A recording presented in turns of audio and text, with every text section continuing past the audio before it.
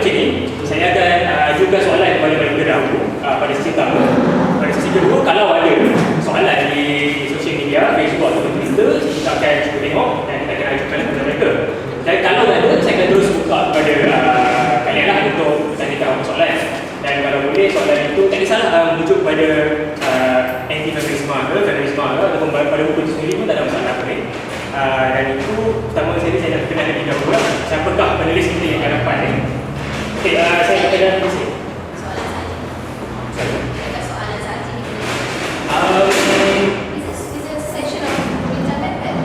Boleh tak ada masalah kalau ingin mengadakan komen atau pendapat, boleh tak masalah, tapi aware dengan peluang untuk orang lain juga lah.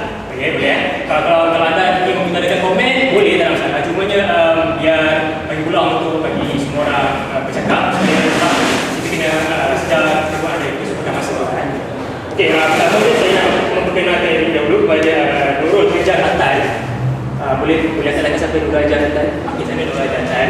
Okey, beliau umur buku ni diterbit pada 2016 ya? Betul?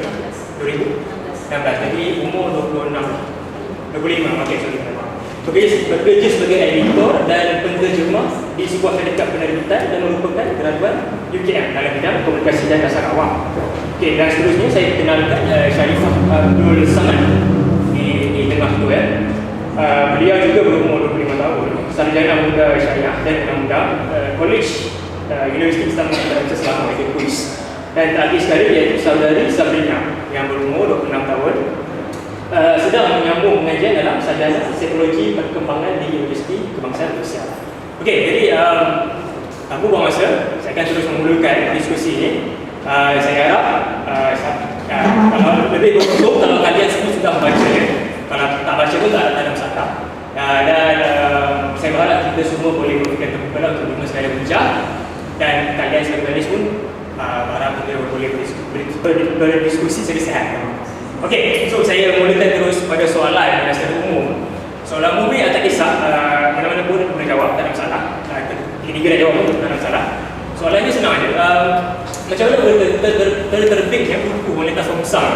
Dan seperti kita tahu, buku ni mengundang banyak kontroversi, sama ada dari pihak feminisme ataupun pihak orang yang bergelar mereka liberal ataupun mereka yang bergelar mereka anti-feminisme.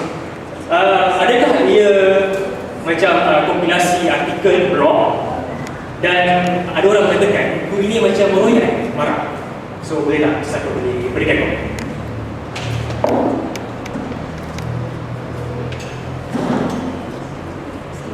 Assalamualaikum warahmatullahi wabarakatuh. Soalannya, buku ini adalah kompilasi atau tulisan artikel kan? Buku ini adalah hasil dari buku ini bukan kompilasi artikel. It started dengan kita orang duduk bertiga, and then kita started this conversation. Kita orang about current issues and what's been happening. And then tiba-tiba macam kita decide nak tak kita tulis what we think of these things, pasal apa yang happen around kita, and put it in book and actually explain kenapa benda tu tak okey, mengikut kerana fikiran kita. Benda tu kenapa? I think saya happening lah, macam people say the Quran the way they wanted, and kita orang fikir macam thought yang sering diheld oleh macam project dialog, sistem Islam. So macam kita orang macam tak ada je. Jadi macam just macam drop by and then ini pasal nanti kita orang jumpa each other, macam kita orang actually talk about it lah. Dah pergi tak yang ni, dah pergi tak forum ni, ada tak pergi talk ni, ada tak hari kita baca buku ni, macam tu lah. So kita actually sit down and suddenly it's just macam conversation je lah, tak ada sampai macam serius nak tulis ke apa. Tapi tiba-tiba macam actually kita orang macam ada juga tulis artikel kan, kita orang ada hantar macam dekat machine saya, kita ada juga hantar macam dekat portal-portal yang membenarkan kita orang hantar lah begitu. And okay, why not kita write it in a book. So kita dah decide and then hantar dekat copy press, and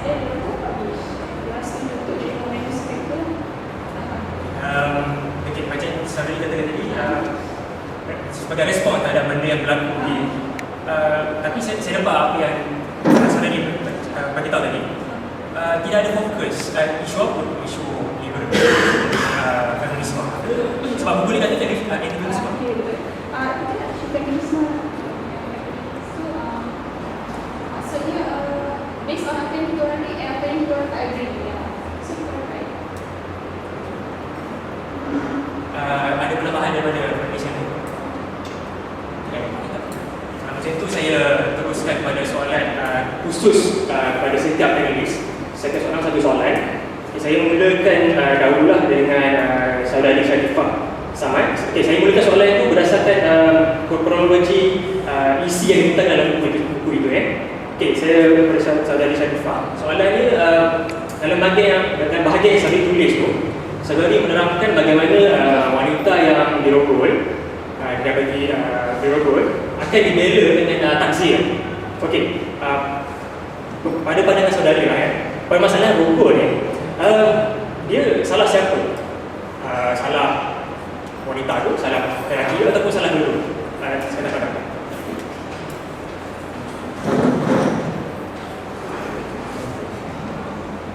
Bismillahirrahmanirrahim. Alhamdulillah wassalatu wassalamu ala asyrafil anbiya'i wal mursalin wa ala alihi wa sahbihi ajma'in. Assalamualaikum warahmatullahi wabarakatuh.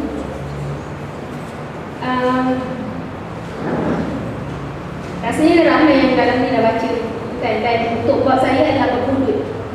Bab kedua hudud. Jadi isu hudud ni kalau nak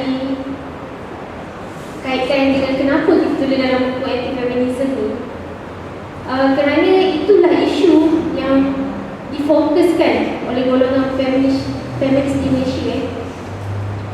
Dan antara salah satunya adalah tentang hudud dan rogol.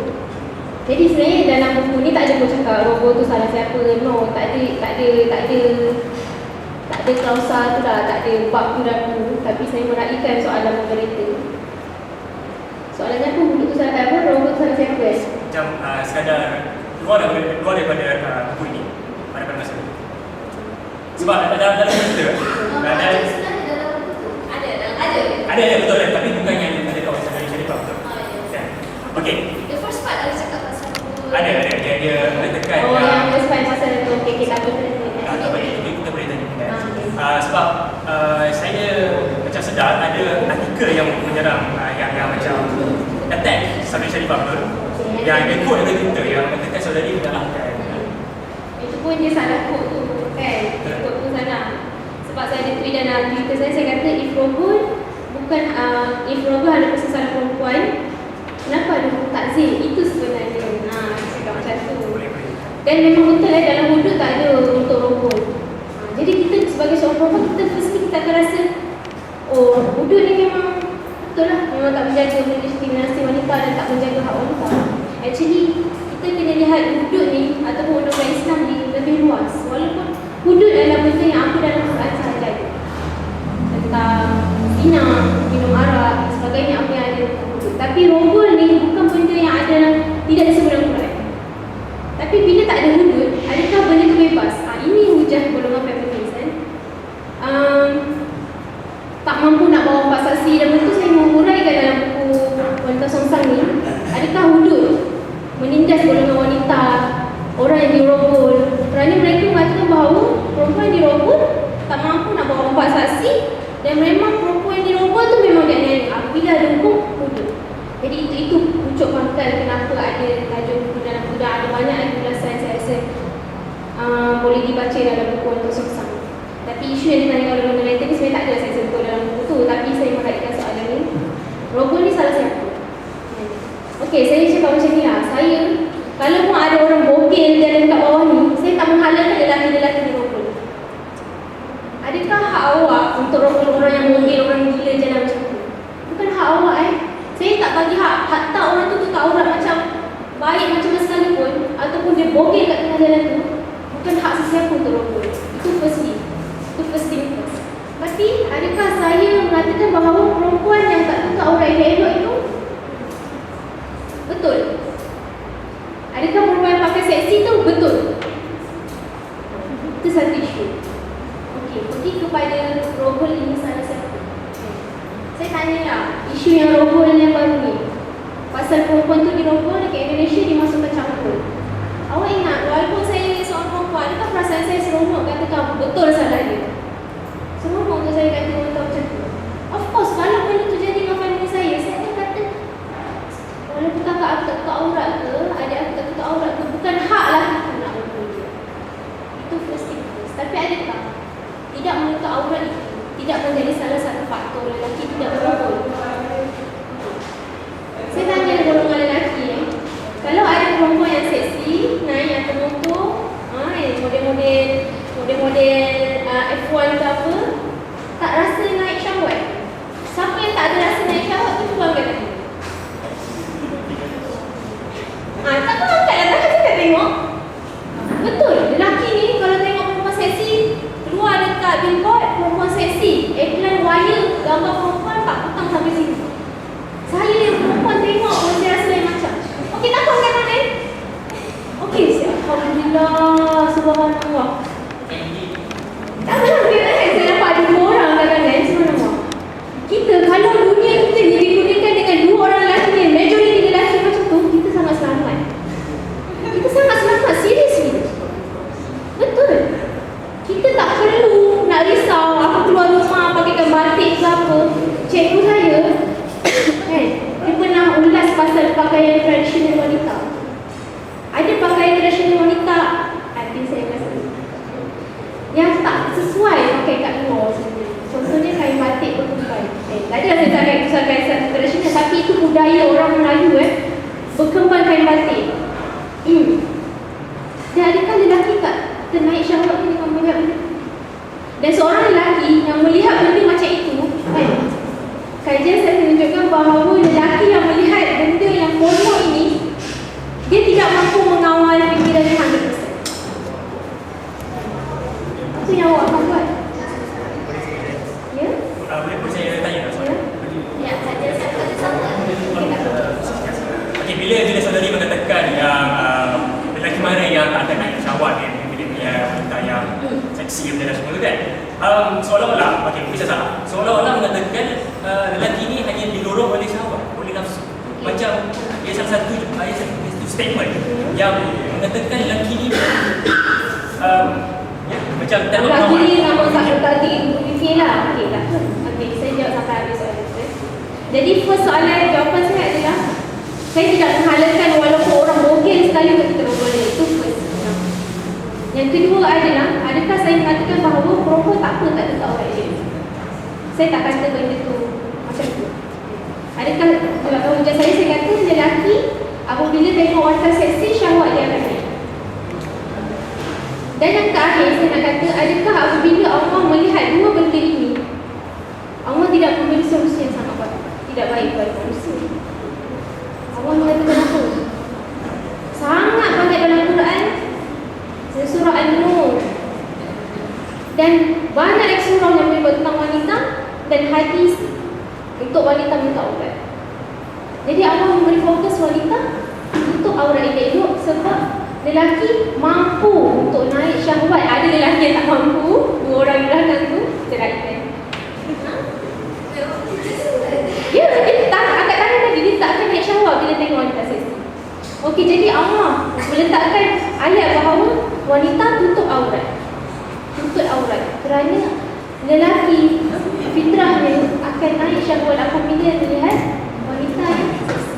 Pertama, tindakan kepada golongan wanita. Tindakan kedua, Allah kata wahai golongan lelaki, gharul basar, tundukkan pandangan.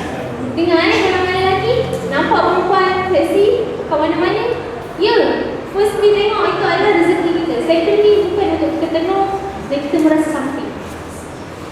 Itu Allah fokuskan kepada golongan, dua golongan. Pertama, wanita tutup aurat dia.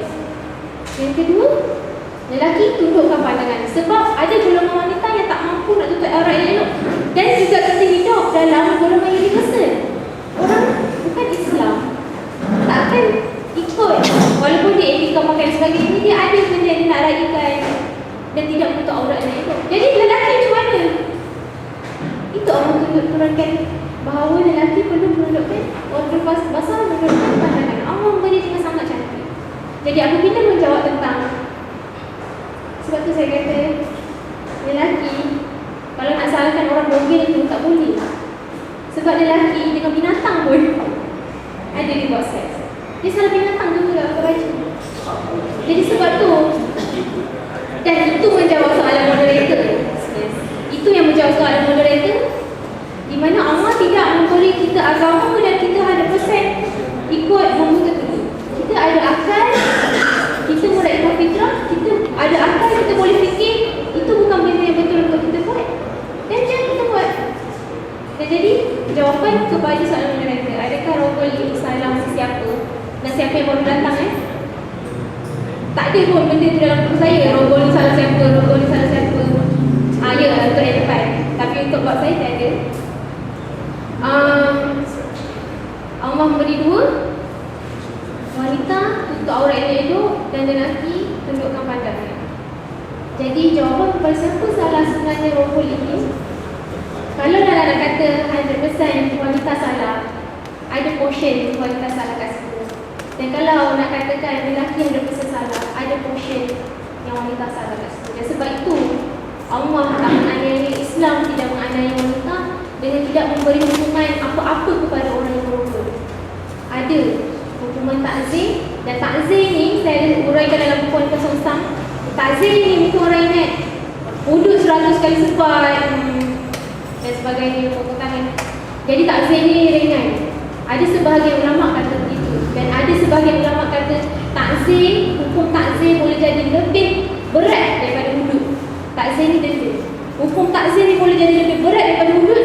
Mungkin kita tak nak sebab dia 100, tapi kita sebab dia 550. Kemudian kita buang dia daripada negeri ataupun apa-apa sesuatu. Jadi hukum takzir ni itu perbahasan ulama. Jadi rogol salah siapa yang saya sebutkan tadi, apabila dua salah menjawab itu tidak dilaksanakan, jadi kita tak boleh kata 100% lelaki salah, 100% wanita salah, tak boleh. Dan sebab itu ada hukum rogol, ada hukum takzir rogol, dan ada hukum hudud zina. Kalau Allah tak nak salahkan perempuan, kenapa Allah letak hukum sini? Allah letak dua-dua. Boleh jadi salah engkau, boleh jadi salah lelaki. Jadi aku bagi dua-dua, ikutlah. Islam sangat cantik meraihkan fitrah manusia.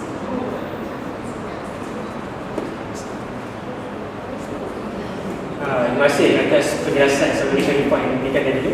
Saya kira itu saya ingin memberi sedikit konteks lah, sebab sebelum ni sebab tu saya kira mula-mula buku ni macam baru lancar. Ada satu artikel, saya tak maaf saya tak ingat tajuk artikel daripada sumber mana, tapi saya pernah baca. Dia mengatakan macam dia menyalahkan, dia macam dia quote Twitter Saudari Sharifah mengatakan yang bila ada rogol salah perempuan. Dan soalan saya itu macam sebagai memberi peluang lah kepada Saudari Sharifah untuk menerangkan apakah dia punya stance lah, apakah dia pendirian dalam isu itu. Terima kasih atas penjelasan Saudari Sharifah tadi, dan saya harap anda semua jelas. Kalau jelas kita boleh bangkitkan di kemudian sesi nanti. Dan seterusnya saya terus beralih kepada panelis kedua, iaitu Saudari Safrina Zaiful Izan lah. Okey, soalannya dalam entry yang bagi saudari itu mengatakan feminis Islam ini menggunakan teknik hermeneutika dalam memberi justifikasi perjuangan mereka. Jadi mungkin pada mereka yang belum membaca atau tidak aware pasal feminisme ini, mungkin saudari diterangkan apakah teknik itu.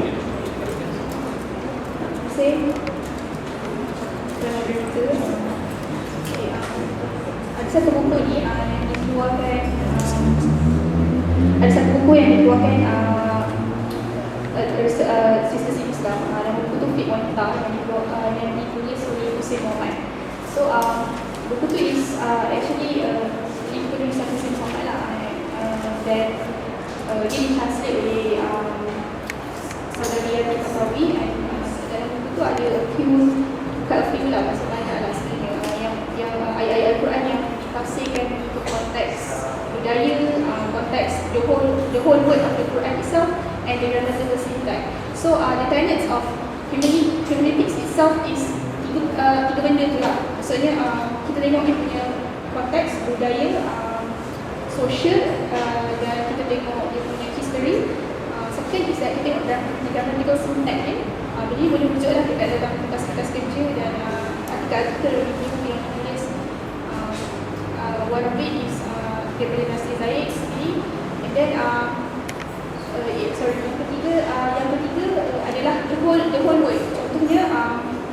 Contohnya, satu ayat Quran di Sisi Insan keluarkan pada tahun 1997.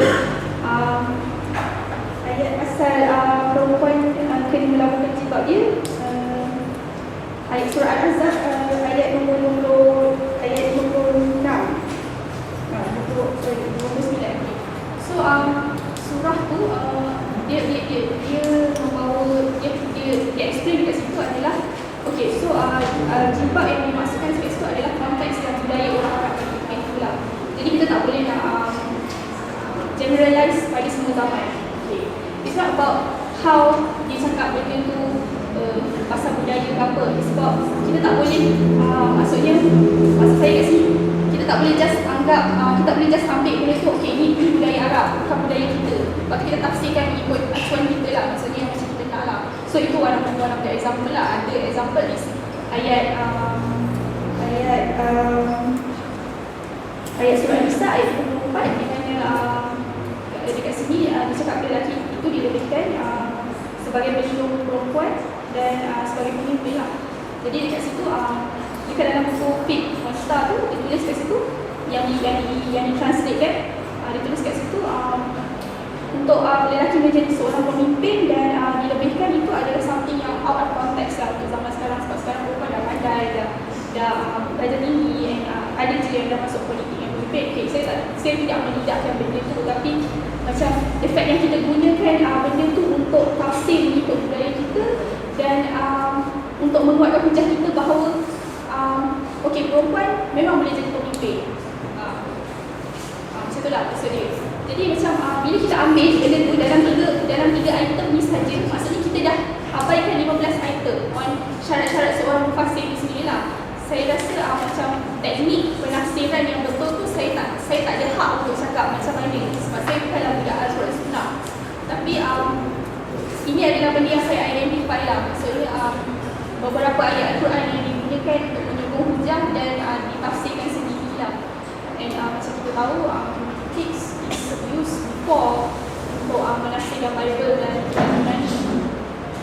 Something as sacred as Al-Quran itu digunakan dalam teknik yang sama, dalam metode yang sama. Sedangkan kita ada tafsiran tradisional, kita ada tafsiran dari ulama-ulama. Kita ada kenapa kita tak refer Al-Qurtubi, kenapa kita tak refer Al-Badah, kenapa kita tak refer Ibn Katsir. Diorang adalah orang-orang yang lebih, bila kita cakap authority ni, kita cakap in terms of expertise lah sebenarnya. Berapa lama kau mengaji, berapa lama kau menulis kitab kan, maksudnya berapa banyak kitab kau tulis, berapa banyak buku yang kau baca kan. Engkau exist dalam zaman siapa? Kata dah, adalah anak murid Anas Malik. Kenapa kita tak refer dia? Kenapa kita kena refer someone like Nasir Zaid, someone yang macam some guy macam Hussein Muhammad. Okay, mungkin dia ada degree syariah kan, tapi macam bila kita talking about this context, kenapa kita tak refer yang lebih authority? Terima kasih atas penjelasan sama ini. Jadi kiranya untuk menafsirkan Al-Quran itu pada pandangan saudari perlu authority, dan authority yang seperti saudari katakan belum ikut ciri-ciri mufasir nama saya tak pernah sebut. Okey, sedikit iklan. Di belakang tu ada jualan daripada Copy Press, buku Wanita Songsang sendiri. Boleh dapat di belakang tu. Dan saudara Faizal ni pun ada juga menjual buku beliau. Faizal, tolong kat sikit buku boleh tak? Nah, itu dia, buku berband. Okey, jadi boleh dapat di belakang dia berkuasa. Okey, jadi saya sebab mungkin ada setengah daripada kalian ingin terus menanyakan soalan, tapi saya minta sama untuk bersabar. Sabar itu silahkan beriman, betul? Okey. Jadi saya teruskan kepada penulis yang last tadi iaitu saudari Sabrina. Betul saya kenal? Sorry, benar. Ajar. Saya ada ingatan yang sangat-sangat kurang. Okey, soalan agak panjang, so harap boleh mendengar dengan lebih dalam. Okey, dalam bahagian 4 yang last tadi, entry yang bertajuk Feminis Meroyan Nak Takbir Negara. Saudari mengatakan gerakan-gerakan feminisme semakin rancak melibatkan diri dalam arena pemerintahan, dalam politik. Tapi pada pandangan saya, untuk memastikan pembentukan polisi yang menyertai wanita dalam apa-apa bidang sekalipun, pendidikan ke, sektor pekerjaan ke, politik lah caranya untuk memastikan semua itu terjadi. Jadi kalau tidak dengan cara politik, cara apa dia? Adakah memadai untuk mengharapkan lelaki yang majoriti pemerintahan itu adalah lelaki untuk mengubah keadaan itu?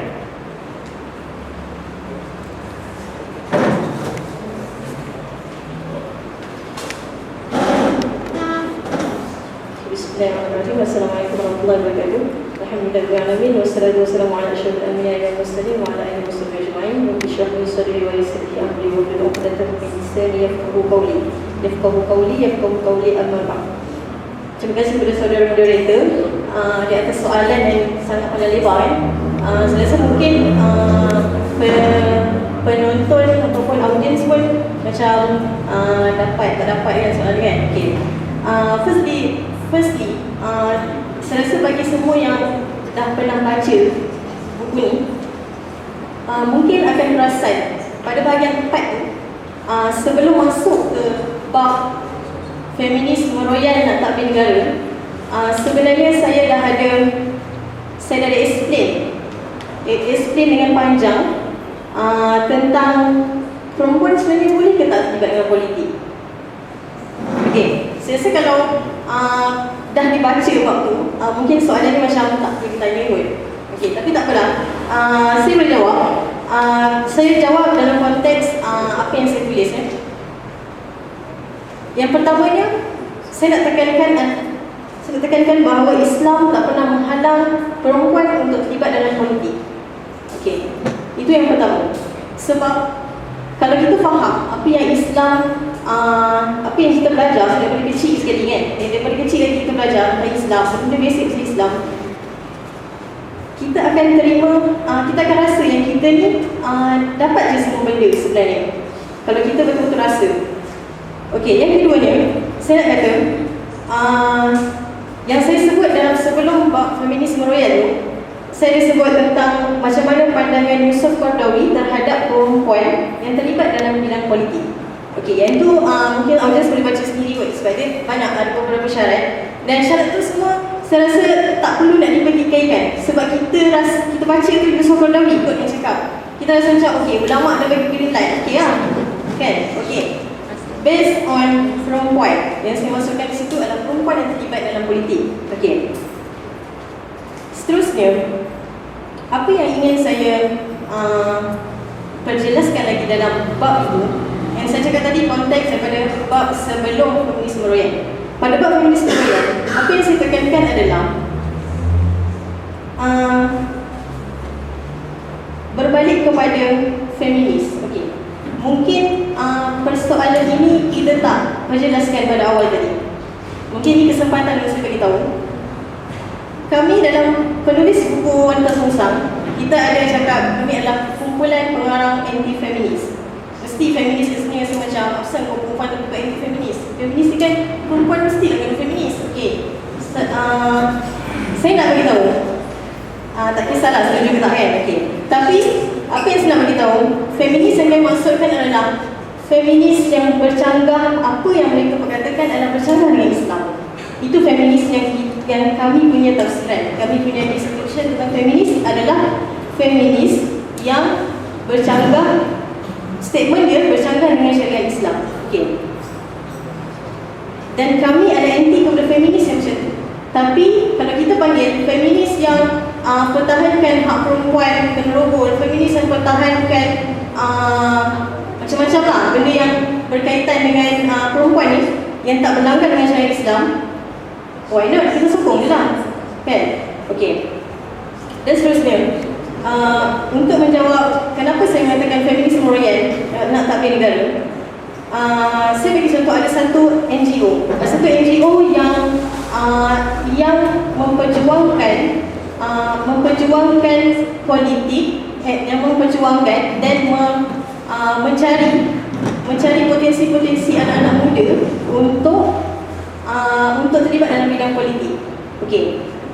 Dan apa yang saya nak katakan, perkara ni nampak bagus, tapi NGO ini, sebelum tu, NGO ini pada dari segi personally, apa yang dia bawa, banyaklah tentang macam mana dia hujahkan tentang isu keganasan rumah tangga, dia cuba nak pertahankan perempuan dalam keganasan rumah tangga kan. Okey, itu saya setuju.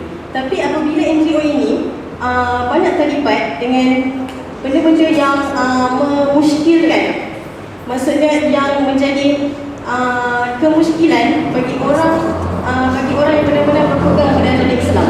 Okey. Apa yang diorang perjuangkan? Apa yang diorang cuba perjuangkan selain memperjuangkan hak-hak perempuan itu, diorang memperjuangkan LGBT. Saya tak tahu sama ada dekat sini semua orang tak sokong LGBT atau mungkin ada orang yang sokong LGBT. Tapi saya 100% menolak LGBT. Dan saya merasakan NGO ini adalah satu NGO yang menggelar mereka adalah feminis dan mereka adalah golongan yang menyokong LGBT. Jadi apa yang saya lihat, apabila mereka ini antara NGO yang banyak bercakap tentang politik dalam negara, saya rasa hal ini sesuatu yang membimbangkan. Sebab saya tak menolak sekiranya ramai perempuan nak masuk bidang politik, sebab dia nak mengangkat suara wanita, okey.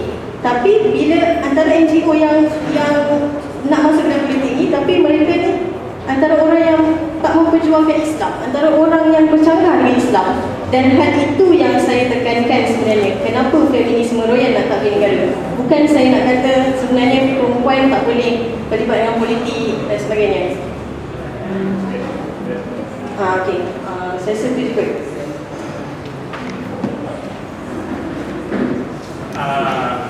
Menangkan soalan daripada sosial media kami tidak berapa sambutan. Jadi kami teruskan kepada soalan daripada audiens lah. Boleh?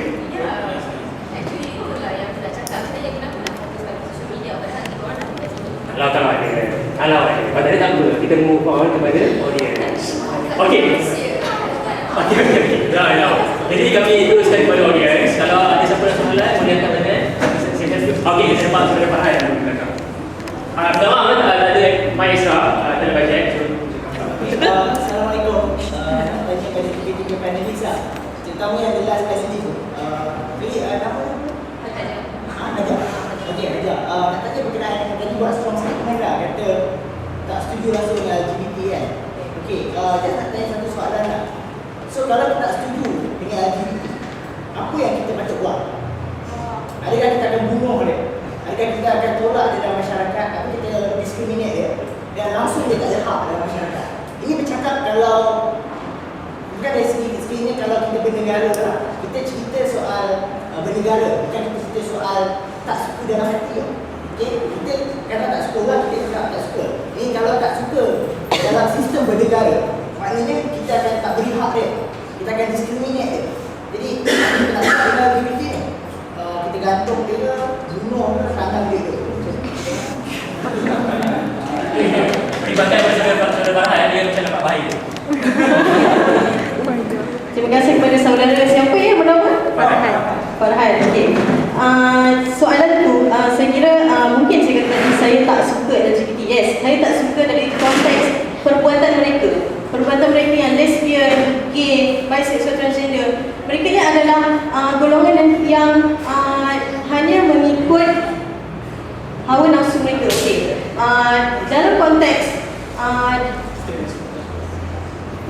Dalam konteks ni saya nak cakap saya tak bersetuju sekiranya kita mendiskriminasi mereka.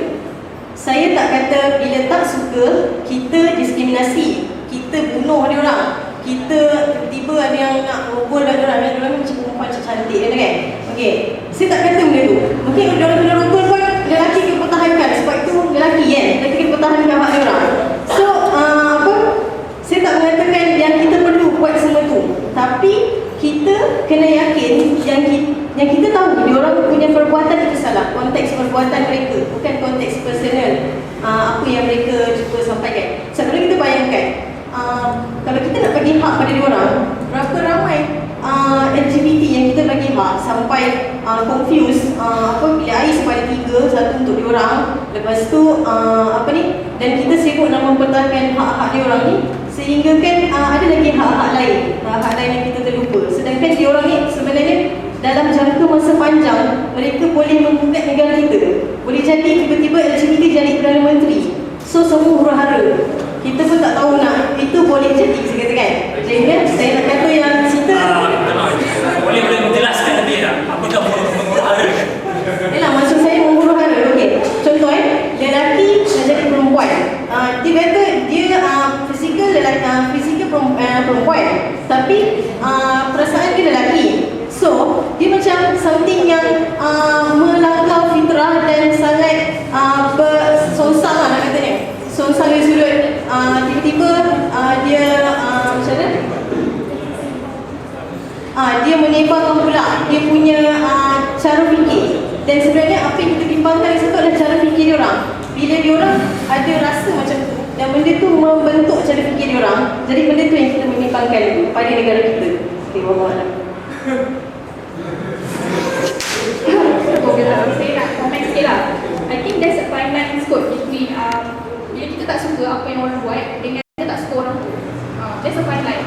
Kita tak sokong LGBT, itu for sure. Tapi kita tak benci orang LGBT.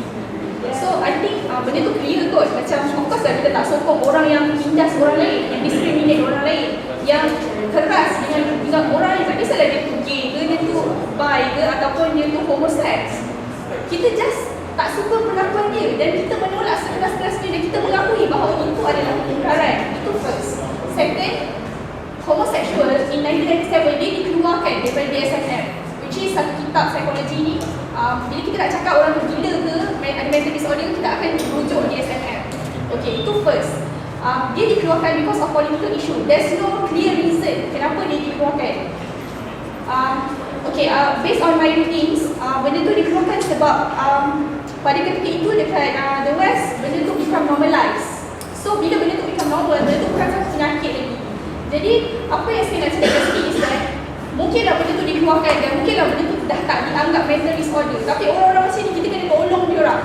Kalau tengoklah research yang dikeluarkan Zakir kan, there's no such thing as menukar jaminan ataupun boleh lelaki dengan lelaki, perempuan dengan perempuan. Apa yang kita boleh buat mungkin adalah dari sudut psychology intervention. Kita sokong dia dari sudut masyarakat kan, kita tolong dia. Tapi kita tak cakap yang kita tindas, kita okey bila dia orang ditindas. Itu sebab I think there's a fine lines between kau tak suka perbuatan tu dengan kau tak suka orang tu. Alright. Okay, saya dari segi law lah ya. Akta Keseksaan 377A kan, halangan untuk golongan kahwin sejenis kan. Jadi saya nak cakap satu benda kepada yang bertanya. Saya sendiri pun, walaupun family saya ada golongan yang begini, naudzubillah kan, adakah saya mahu membuang dia dari family? Tidak, kita sebagai manusia kita tak akan buat begitu. Dan itu stand first. Sama. Kita benci bukan kita akan aniaya dia. Dan yang saya cakap pasal atas Keseksaan 377A itu, pada tahun 2013 yang dikatakan oleh Saudari Hajar, golongan feminis mahu memimpin negara dan mahu menyebabkan fahaman feminis yang melanggar syarak. Awal tadi kami dah definisikan feminis. Apa yang kami cakap kami feminis? Jadi tahun 2013 oleh search pemangku ni, Coalition of NGO yang pergi ke Switzerland nak tukar perlembagaan dalam Malaysia. Antaranya 377A. Sangat banyak. Awak boleh baca benda tu. Saya sebagai student law, saya baca habis semua. Dia hantar ke United Nations nak ubah law yang ada kat Malaysia ni untuk menghalalkan perkahwinan sama jenis. Dan the Coalition of NGO, dia apa? Research yang saya rasa itu benda sangat mudah untuk cari Google Komando. Jadi itu yang mahu, itu satu ada banyak lagi yang mahu dibuang dalam perlembagaan kita. Saya cakap satu benda once benda tu menyentuh perlembagaan, kita dah tak boleh hidup macam biasa. Walaupun saya anggap contohlah family saya yang ada fahaman LGBT ni, selama ni saya tak apalah, itu individu sendiri tak apa. Tapi sampai benda tu menjadi law saya cakap dekat Indonesia law untuk orang transgender ni menukar IC mereka, itu satu legal, boleh. Bayangkan benda tu jadi dekat negara kita dan mahu dibuat di Malaysia, itu yang menghantar pemangga. Itu satu dia saya sebut banyak lagi Coalition of NGO yang mereka cuba, dia usik dari overseas luar terus kan. Sebab luar memang meradikan human rights yang melanggar syariat. Kita tak kata saya orang fundamental tolak human rights. Tak. Of course saya nak semua orang dalam keadaan aman. Tapi mana LGBT itu menjadi satu law. Saya cakap di Indonesia awak boleh buat NGO umatnya. Dan bila benda tu berdaftar, dia boleh minta dana. Dia boleh bebas daripada apa-apa. Contoh dia kata okey kita hari ni buat perkahwinan beramai-ramai orang LGBT. Kita nak menghalang orang-orang macam tu. Kita sangat bersyukur berada dalam Malaysia. Kita kata ya Allah, telur ni kita punya undang-undang ni sangat nak mengislamkan orang. Tapi kita sekeping tanah di Nusantara yang masih dijaga dengan undang-undang. Once benda tu disentuh dari segi undang-undang, awak ingat awak akan terjaga. Waktu dekat Turki, negara Turki menjadi negara sekular, turunnya Turki menjadi Turki Uthmaniyah menjadi satu daulah yang sekular. Perempuan tak boleh pakai tudung. Kerja dalam kerajaan tak boleh pakai tudung. Saya ada degree. Kalau saya nak kerja sebagai lawyer, saya belajar law, saya nak kerja sebagai lawyer, saya tak boleh pakai tudung. Faham tak macam mana bila undang-undang tu benda yang fasad, benda yang salah dari segi Islam, LGBT tu menjadi satu undang-undang. Kita orang Islam yang mahu hidup sebagai seorang Islam sangat didiskriminasi. Jadi poin yang pertama adalah kita membenci golongan LGBT tapi kita tidak mendiskriminasi dia pun. Tentang terajang dia tidak. Malah kerajaan Malaysia sendiri okey tak apa. Kerajaan Malaysia sendiri banyak menyediakan platform untuk golongan LGBT ini kembali kepada fitrah. Ya.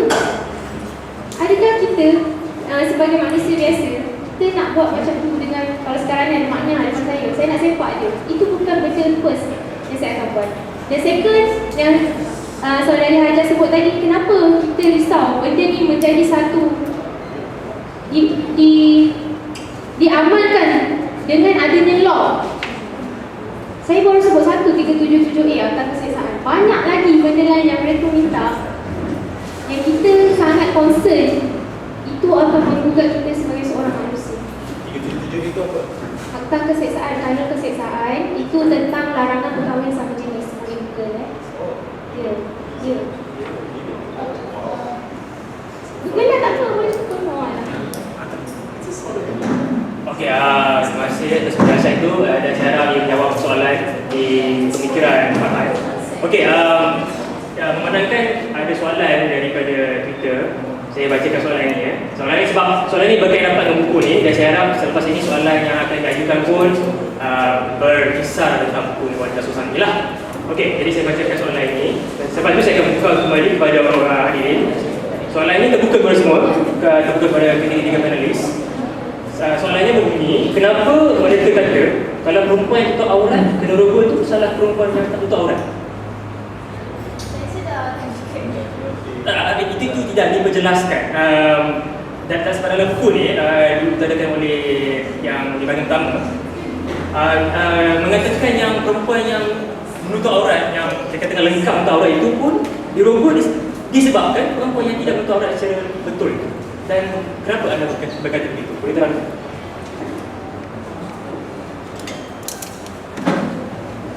Okey, pertama-tamanya memang saya ada kata sebegitu di dalam bahagian 1 muka surat 43. Saya mengatakan bahawa perempuan yang tutup aurat, perempuan yang tidak menutup aurat juga menjadi punca kepada perempuan yang menutup aurat dirogol. Tetapi sebelum saya mengatakan sebegitu, saya tak mengatakan 100% mereka yang menyebabkan perempuan yang tutup aurat dirogol. Tetapi di awal tu saya mengatakan yang lelaki juga antara penyebabnya perempuan itu dirogol. Sebabnya 100% rogol adalah dilaksanakan oleh lelaki. Bagaimana mungkin ada lelaki yang tidak merogol sedangkan perbuatan rogol itu adalah satu perbuatan yang dilakukan lelaki? okey, faham. Dia macam ni tau. Dia memang lelaki yang merogol, perempuan tak akan merogol. Yes, memang perempuan tak merogol. Okey, dia macam ni tau. Lelaki itu merogol kerana mereka melihat perempuan di luar sana. Pada awalnya mereka melihat perempuan semua macam sama. Tapi apabila ada segolongan perempuan yang tidak menutup aurat, mungkin dengan pakaian yang memang mencolok mata, dan benda itu yang menyebabkan kadang-kadang nafsu lelaki ni, dia saya cakap bukan kerana saya tak cakap macam saya ni lelaki, tapi berdasarkan kajian perubatan yang mengatakan memang ada bagaimana perbezaan lelaki dan perempuan adalah mereka ni memang akan cepat terangsang dengan pandangan. So apabila mereka melihat perempuan yang tidak menutup aurat itu, dia takkan automatik nampak dia tak tutup aurat tu dia terus rogol. Yes, dia tak macam tu. Tapi benda itu boleh jadi bila dia tengok pula perempuan yang tutup aurat, dan dia terbayang perempuan yang sebelum tadi yang tak tutup aurat tu dia tengok, dan perkara itu berlaku. Dan saya kata itu boleh jadi. Dia tak adalah terus nak mengatakan secara total dan perempuan tak tutup aurat itu penyebab terbesar kepada perempuan tutup aurat dirogol. Okey. Kajian siapa? Ya, ada siapa? Kajian apa? Kajian. Kajian yang lelaki melihat. Which paper? Dia ada dekat dalam Nature of Which doctor? okay, boleh search www.nature.com, Nature's Neuroscience. Nama doktor dia Homan. Okay. Name of the paper. I wanted the name of the paper. Can you give me the citation? Proper citation. Okey, tak apa. Kalau ada kata saudari macam tidak dapat memberi dia accept baca apa semua tu, saya akan minta dia punya link nanti dan saya akan post lah di page kami. Okey, okay, sekarang saya buka soalan pada hari ini. Nama saya Marisa. Minta maaf tak ada mic. Okay, berkenaan dengan tajuk yang berkaitan dengan empower. Bila sebab saudari tulis di dalam buku ini memang menyebut dengan jelas empower. Walaupun saudari sebut tadi NGO tersebut, saudari merujuk pada empower. Dan empower melakukan satu advocacy menggalakkan wanita terlibat dalam pelibatan wanita dalam demokrasi ataupun pelibatan dalam politik, political participation of women in any level lah. Dan kawan kamu semua dalam setiap dalam kita untuk melaksanakan satu keputusan, contohnya ada satu keputusan untuk mengira bilangan maksudnya berapa ratus kita akan mempengaruhi satu keputusan perlu mencapai 30%. Maksudnya 30% manusia proportion, then you are contribute to the decision making. Dan apa yang berlaku sekarang adalah kita tidak pernah mencapai 30% jumlah proportion, maksudnya jumlah yang melebihi 30%. Maksudnya setiap hari ini setiap keputusan ataupun polisi yang kita lakukan tidak ada contribution wanita dalam setiap keputusan negara. Saya itu negara dan kebanyakan institusi. Dan kenapa empower mempertahankan menggalakkan wanita untuk terlibat supaya proportion yang sama sebenarnya ada seorang wanita dalam membuat keputusan. Sebenarnya apabila kita tak capai 30%, kita tak capai, maksudnya anda tak terlibat langsung dalam keputusan tersebut. So, okey. Dan apabila kita sebut benda macam ni, sebab boleh tengok UN Women, antara negara yang menjalankan quota system adalah seperti Indonesia dan juga Filipina, dan negara-negara tersebut mempunyai kuota yang mereka hampir mencapai 30%, walaupun tak capai lagi. Okey, bagi saya, apabila kita bercakap mengenai partisipasi wanita dalam keterlibatan wanita di dalam politik dan sebagainya, saya harap saudari boleh rujuk sos yang lebih utama, bukan Cosmo.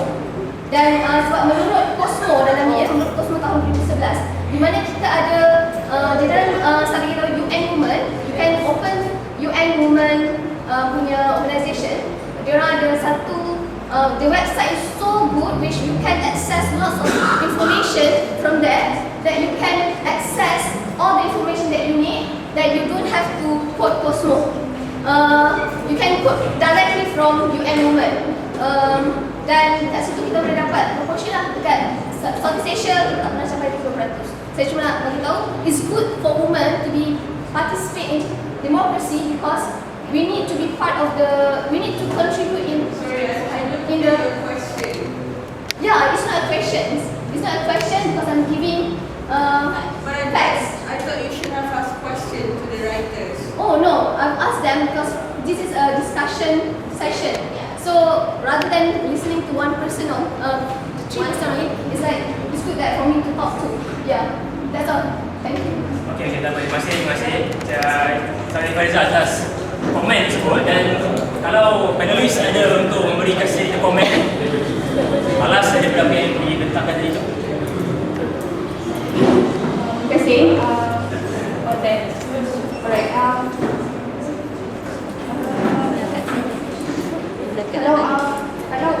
Kalau anda semua nak read the full report of Komako, dia adalah satu coalition of Asian NGO yang diperjuangkan rights yang banyak sangat yang seem so wrong dari rangkuman syariat lah. And a lot of it macam to put it in a more simple way is I'm a Muslim, I want to have sex in my own private room. Why can't I? Itu salah satu darinya. And dia memperjuangkan hak untuk satu macam privacy and maksudnya tak ada orang-orang agama yang masuk campur dalam hal Islam, and manusia boleh behave semahu mana yang mereka nak. Okay. So antara salah satu NGO yang terlibat adalah Empower lah. Okay. Saya tak menidakkan apa yang Empower pernah buat. It is a good thing lah. Maksudnya democracy and all. Okay.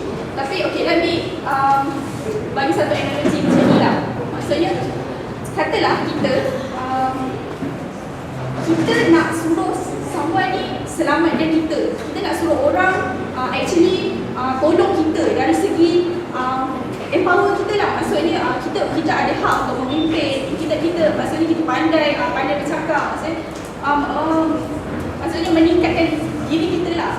Kita nak bagi diri kita dekat orang untuk tolong kita buat tu, tapi orang tu sendiri dia terlibat dengan perkara-perkara yang salah dan wrong.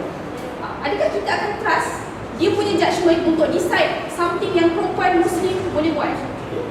So, call me bias or anything lah, tapi macam to tell the truth, saya rasa when it comes to syariat, kita memang kena berhati-hati on siapa orang dia. And as long as orang tu terlibat dengan something yang kita rasa macam this is something wrong. You want to have sex, you're a Muslim, you want to have sex in your own private room, you menidakkan maksudnya penguatkuasaan orang-orang agama untuk menjaga kita. So this is absolutely something wrong lah. So you nak trust yourself untuk someone yang tak boleh nak make a good judgement on what is right and wrong. It's the same like getting married to someone yang tak have good judgement, yang melakukan perkara yang teruk. So macam fikir-fikirkan lah. Then that's all. Panelis ni okey, dibuka lagi soalan kepada ahli ni. Kalau siapa yang nak menanya soalan. Dari mana? Minta maaf. Alright, okay. Assalamualaikum warahmatullahi wabarakatuh. Saya Mariam Lee. Saya bekerja dengan projek Danau lah, yang mention tadi tu. Okay, saya dah baca keseluruhan buku ini dan of course, definitely there are so many problems with the books. Kebanyakannya adalah dengan assumption bahawa wanita kalau pergi shopping je mesti akan membeli belah, tak beli kawal nafsu, you know, all this kind of things. I think even Islamis pun tak setuju. Because it's so outdated, sebab it's so macam mana you terlalu the term is essentialism. Okay, maksud essentialism adalah when you essentialize sesuatu trait, okey, kepada gender orang itu. Jadi dia perempuan, maka dia something. Dia lelaki, maka dia something. Sedangkan apa-apa yang orang buat tiada kaitan dengan gender dia. Gender adalah social construct, bukan biological construct. Biological construct adalah jantina kamu di bawah sana, yang di mana feminis, okay, I am a very very strong feminist. Feminis tidak, okay, fokus kepada seks, tidak fokus hanya kepada sexuality. Feminis punya fokus women participation, women hak itu yang diberikan sepatutnya sama rata juga dengan lelaki. Jadi itulah yang dipertikaikan. Jadi dalam buku ini, feminis bukan anti-Islam. Feminis, in fact, sisters in Islam banyak mengeluarkan argument berdasarkan Quran dan hadis untuk memberi satu pandangan wanita kepada Islam. Itu tidak bermaksud dia adalah anti-Islam. Tidak bermaksud. Sebab selama ini segala komen, segala tafsiran, bukan segala lah, 99.99% lah kan, adalah ditafsir oleh lelaki yang tidak melalui pengalaman-pengalaman sebagai seorang wanita di dalam masyarakat yang patriarki. Maka ya, okay, itu satu. Jadi feminism bukan bercakap tentang wanita boleh buat apa, tapi dia mengkritik sistem sosial patriarki. Okay, we don't want to be equal dari segi biologi. Kita nak equal right. Sekalipun kita dilahirkan sebagai seorang wanita, apa salahnya kita mempunyai hak yang sama sedangkan kita adalah manusia? Okey, dan sekarang sorry Maria. Syahni. My comment to Beyond, ya. You call this a discussion, but we are not allowed to discuss. So if we only hear one side of the story, and we are not allowed to discuss, what is the discussion going on? If I can only ask questions, yeah, it's not bringing my own thoughts lah. Okay, now thank you very much. Let me get to my point. Let me get Syahni.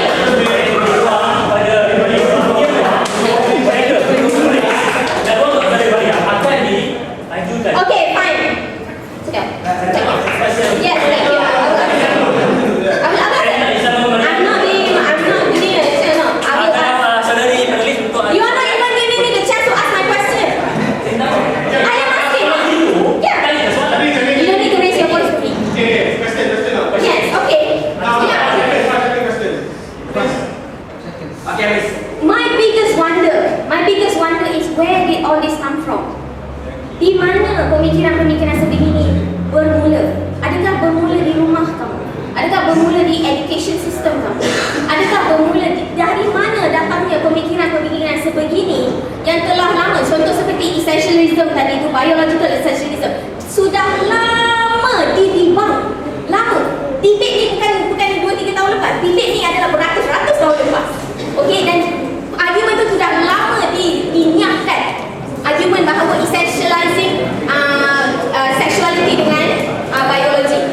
Jadi, my question is, di mana datangnya pemikiran sebegini? Adakah dari rumah? Adakah dari ibu bapa? Adakah dari persekitaran? Terima kasih. Okay, thank you Maria. Terima kasih. Thank you Maria. Terima Maria atas soalan itu dan saya harap saya boleh jawapan ataupun komen.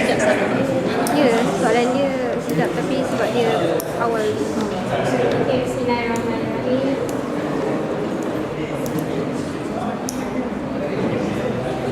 Saya nak jawab tentang hak Saya, kalau saya cakap saya pernah buat satu Facebook sebelum buku ni keluar. Saya cakap, kalau golongan feminis membuang LGBT, membuang hak yang sama sehingga melanggar syariah dan membuang segala ideologi atau perjuangan yang melanggar hak saya sebagai seorang Muslim, saya adalah seorang feminis. Saya, of course, saya mahukan hak yang sama, hak yang memberi saya kedudukan yang saya boleh bebas. Ya, tapi saya nak cakap satu benda ni. When you ask, dari mana datangnya semua benda ni? Cakap tafsir Islam, tafsir Quran, hadis dan sebagainya.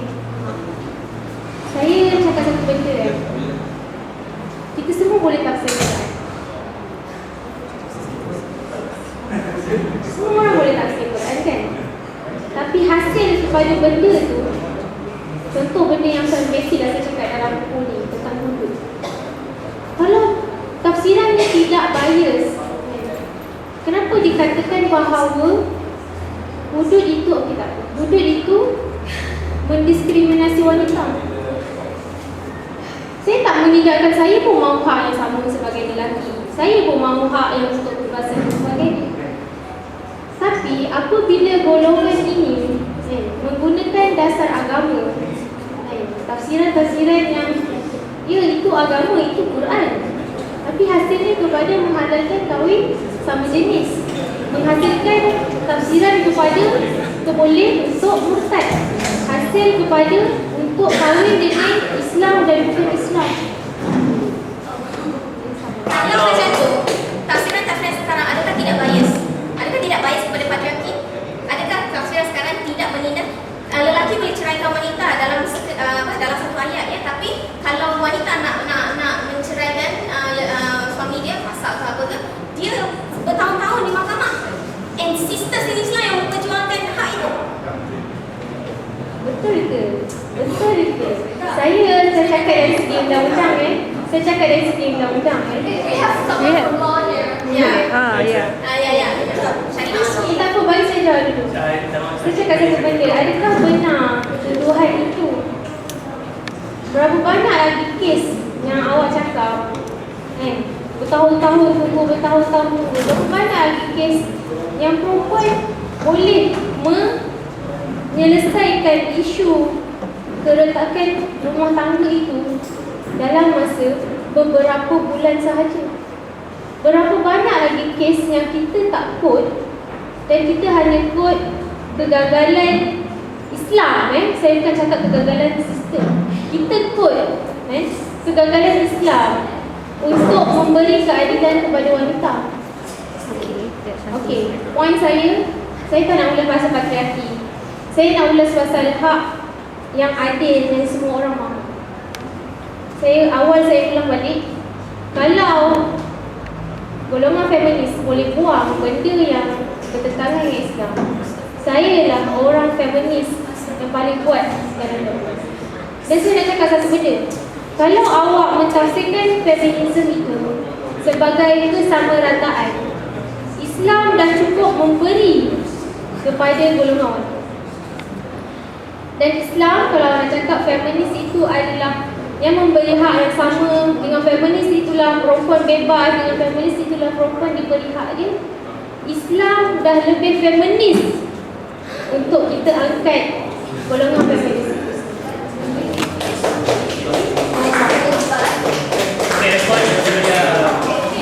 Yang pertama, saya nak tanya saudari-saudari ini, sedar tidak kewujudan banyak fractions ataupun section of feminism.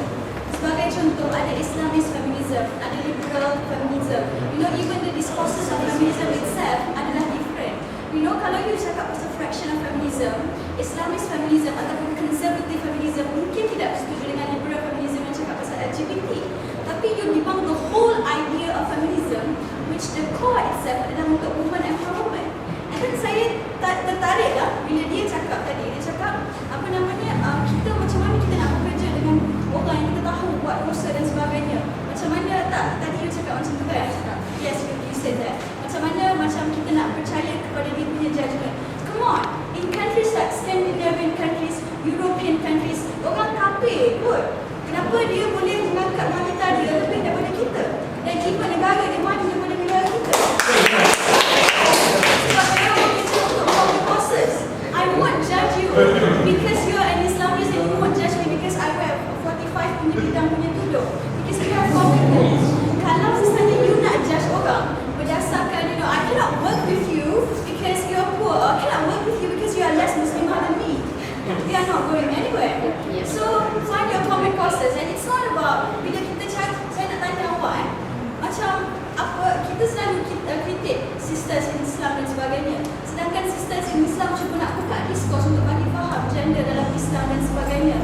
semua benda LGBT. Kalau you pergi hari tu yang siapa namanya hari tu yang daripada Indonesia kita bawa kiai-kiai. Kalau you tak setuju, you boleh bawa pencahayu dan sebagainya.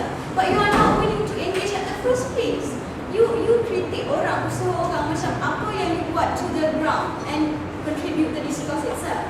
And then please, macam feminism is something that is, established for a long years, for a long time. You can't simply debunk by saying that kita semua wanita semua just because we are fighting for rights.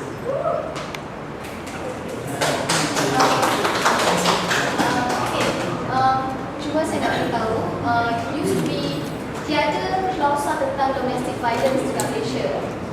Domestic Violence Act, iaitu keganasan rumah tangga. Keganasan rumah tangga punya akta keganasan rumah tangga adalah antaranya adalah diperjuangkan oleh JAG, Joint Action Group, yang it consists of a few feminist group kat Malaysia yang memperjuangkan supaya domestic violence termasuk dalam akta. Dan cuba bayangkan jika akta ini tidak ada, anda membenarkan sebenarnya kakak-kakak ataupun your own mothers ke, kalau kena pukul, you can't bring this to court. Yeah. And this is one of the perjuangan feminist yang kita kena hargai. And when you talk about feminist songsang, it's like feminist is the whole group of feminists is wrong. This is wrong. Itu je. Betul. Saya nak tambah sikit. Seriously. No, it's important. It's very important because perjuangan feminist, domestic violence, marital rape, okay, violence against women, these are all feminist punya causes. And if it wasn't because of them yang masukkan dalam undang-undang kita, you can't even bring your case to court. And how can you say all these things about feminists without even talking? Okay, one last question to you. Will you sanggup tak be on the same panel dengan feminists to discuss feminism? Yeah. Will you be able? Okay, that's a good step. Thank you. Thank you. First of all, that's not what I meant. Saya tak meant yang kita judge orang, lepas tu kita tak nak kerja dengan dia. That's exactly not what I meant. What I meant was, kita tak perlukan orang untuk memperjuangkan untuk kita bila kita rasa kita tak percaya perjuangan dia. Faham tak? Diorang memperjuangkan untuk something yang salah. Kenapa saya nak biarkan diri saya, nasib saya diperjuangkan untuk orang yang macam ni? Tapi it doesn't mean yang in future kita tak boleh, maksudnya macam saya tak nak bekerja langsung dengan orang macam ni sebab saya judge dia. Bila kita meletakkan diri kita, tangan kita, nasib kita dekat orang is different daripada kita tak nak kerja dengan orang ni, sebab dia tak pakai tudung. And second, saya rasa macam kawan saya lagi dua orang ni dah explain clearly kot what kind of feminism yang kita against. Kalau you nak masukkan feminism tu and terus maksudnya terus nak pukul rata yang budak-budak feminis ni semua feminis dia benci. Saya rasa itu tak fair lah sebab kita dah cakap awal what kind of feminis yang kita going against. Tapi sekali dia tu liberal ke, dia tu Islamis ke, as long as benda tu bertentangan dengan syariat, okay, kita against. Next is perhaps saya rasa saya kot yang patut tanya. Bila you cakap mufasir patriarki, of what reason is that? Sebab tafsiran itu sendiri you rasa patriarki ke atau for the fact yang dia tu seorang lelaki? Sebab kalau you rasa tafsiran dia adalah patriarki, macam mana kita boleh maksudnya vouch yang ini bukan satu judgement ataupun biases dari satu pemikiran manusia. Kita ada fine lines of what is right and what is wrong. And saya rasa benda tu macam fine lines tu kita boleh dapat daripada orang ni, dia habis belajar ke tak? Siapa guru dia? Awak habis belajar pasal feminis tak tulis buku ni? Siapa guru awak?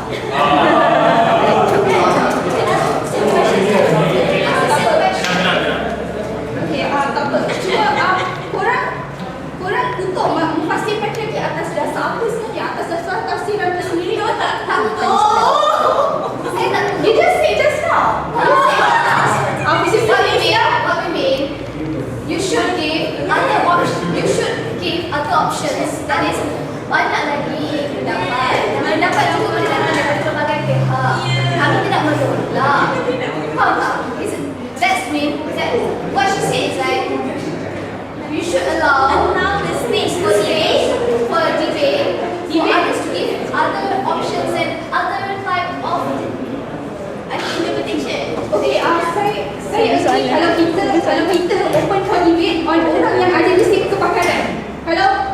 yang mufasir. Saya rasa kita bukan di stand yang nak cakap pasal Al-Quran bila kita bukannya belajar Al-Quran Sunnah pun.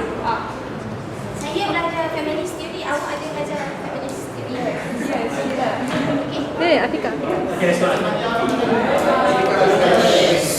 saya kira saya tak perlu claim diri saya sebagai feminis untuk saya rasa terhindar dengan tulisan dalam buku ini. Apabila tulisan dalam buku ini sangat merendahkan martabat akal dari wanita, kan? Sangat membangun sampah kan, pergi shopping, rambang mata, tak dapat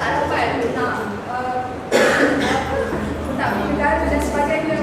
Dan saya kira mungkin apabila tafsiran dia jadi negatif kerana mencipta kemarahan. Tetapi kita boleh lihat the very essential of feminism adalah women empowerment. Tak semestinya bila kita subscribe to idea feminism, kita perlu subscribe the whole framework of feminism yang datang daripada barat. Tapi kita boleh frameworkkan dia dalam wacana perempuan Nusantara dan sebagainya. Yang kedua, kita perlu jelas dalam Islam ni ada perkara yang tetap, sabit dan mutawayyurat. Macam apabila saudari tentang hudud adalah perkara yang sangat debatable dan ini bukan adalah perkara yang tetap di dalam Islam. Dan sampai sekarang ramai sekolah Islam debate tentang relevansi of hudud. Dan saya kira sangat membuang masa untuk kita argue tentang perkara yang cabang, perkara yang formal dalam Islam. Dan kalau contoh kita nak define apa definisi kemajuan, apa definisi bagaimana wanita diangkat dalam Islam dan sebagainya. So, kita dalam Islam pun kita ada banyak tafsir Quran, kan? Dan kita bebas untuk pegang. Kita nak tafsir Quran yang mana kita nak subscribe. So, apabila kita nak argue sesuatu idea, kita perlu jelas sama ada perkara adalah perkara yang tetap atau tak cabang dalam Islam. Antara lain, saya kira feminisme ni hanyalah satu gagasan, bukanlah satu perkara yang sangat membahayakan dan boleh memecah belahkan Islam dan sebagainya sehingga boleh jatuh martabat. Dan kalau nak attack pun biarlah benda tu tepat, tidak membantu sampai keseluruhan gerak kerja feminisme itu sendiri. Jadi, Anwar Zubaya, saya ada soalan pasal buku sebab saya rasa buku tu kira menarik lah. Satu soalan saya, apa rasional di sebalik pemilihan cover? Sebab saya tengok macam mesti ada maksud di cover ni.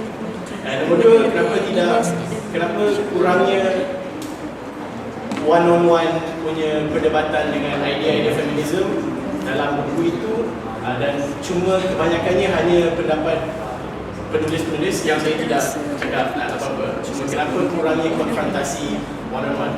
Itu je. And then ketiga, saya kena clearkan dulu sebab saudari ni cakap Section 377A Kanun Kesesahan adalah pasal perkahwinan sejenis. Kahwin bukan jenayah, so dia takkan ada dalam kanun keseksaan. Dan Komanggo bukan pergi Switzerland untuk bincang pasal benda tu. Dia tak ada niat nak tukar perlembagaan pun. Orang memperjuangkan hak-hak migran, hak-hak wanita, hak partisipasi semua orang dalam politik dan keganasan polis. Yeah, of course. Yeah, memang ada. So, Okay, let's recount the argument lah. Tapi saya kena clearkan lah sebab saya ada tulis artikel pasal Komanggo. Kalau boleh pergi postcode.my, semua perjuangan dan permasalahan Komanggo ada di situ. Dan dua soalan tu je lah. Terima kasih. Awak baca Komanggo? Dah, saya baca dan saya dah tulis artikel mengenai ini. Terima kasih. Dan kenapa awak kata tak ada dalam buku? Saya baca Terus, ya, teruskan. Tak apa, okey, soalannya apa rasional ambil apa ini dan Kenapa tidak ada dokumentasi pengumuman dalam buku ini? Respon dalam soalannya kenapa rasional gambar digunakan untuk cover? Kenapa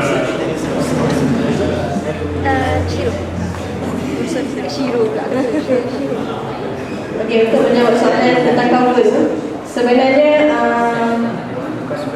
dia datang daripada designer tu. Cuma just kita orang bagi idea supaya tu dijadikan seperti perempuan tu lah, power kan. Okay.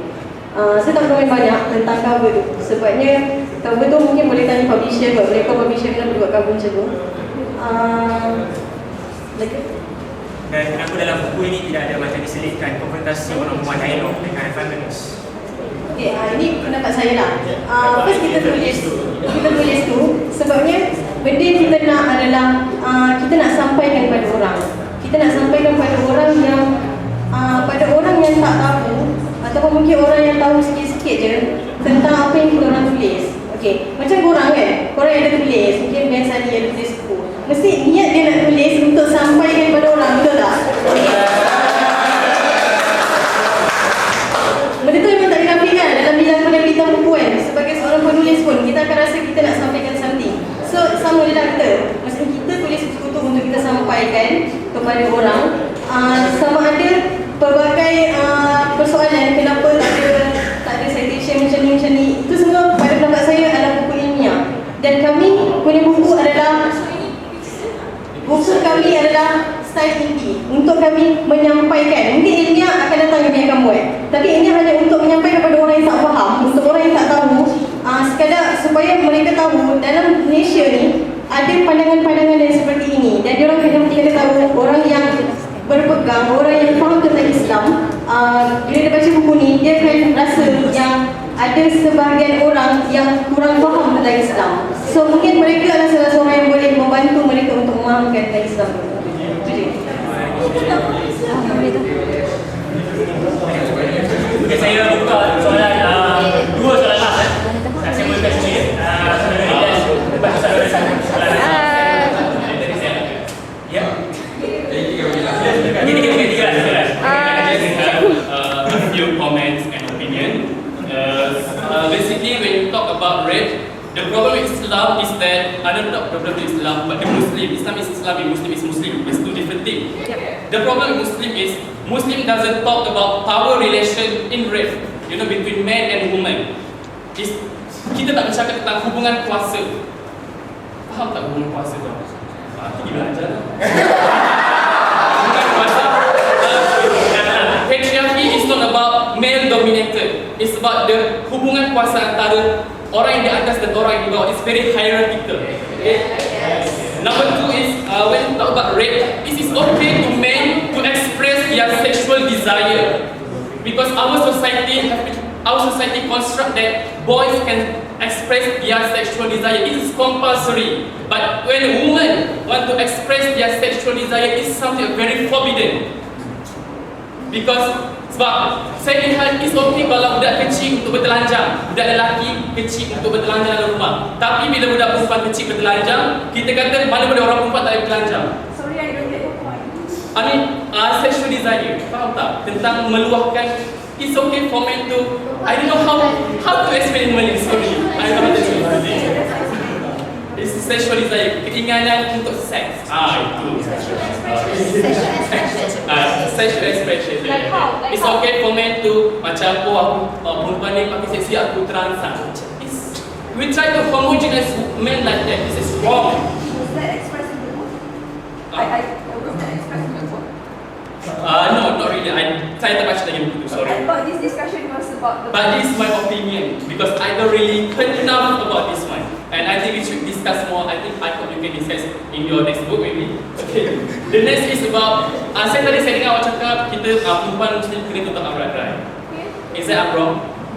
Yes, You're right. It's right? But if we try to constitute that Muslim women must cover their aurat, I mean in the state level, sekiranya di peringkat negara kita cuba melembagakan bahawa menutup aurat terhadap wanita Muslim itu adalah sesuatu yang perlu, it is violent to the woman. I don't think so. Because if a woman doesn't cover, if a Muslim woman don't cover their aurat, then if they go to outside in the public area, I mean, diorang akan the stereotyping, this stereotyping, kejian, insulting, is something like that, you know. Sebab di peringkat rumah pun diorang ada ditutup aurat, bila nak keluar pun diorang ditutup aurat. It's a thing I don't know. And then Orang akan insult bila diorang tutup aurat.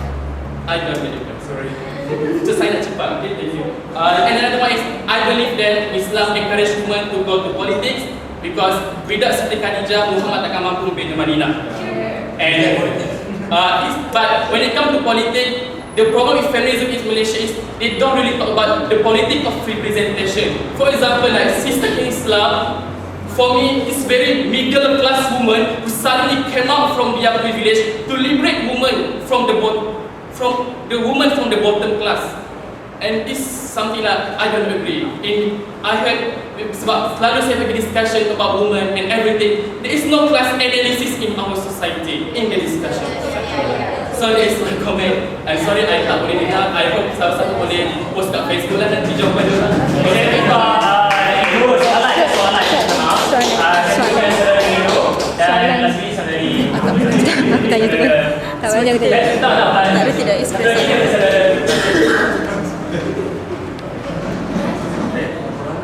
Cik, aku nak tanya. Saya ajukan kepada tiga-tiga panel untuk berjawab. Saya tanya pasal buku juga. So bila awak cakap buku ni buku indie pun, tapi awak nak sampaikan message. So it's like a book you want to teach people, right? So when you teach people, you have to do research, you have to really study your subject.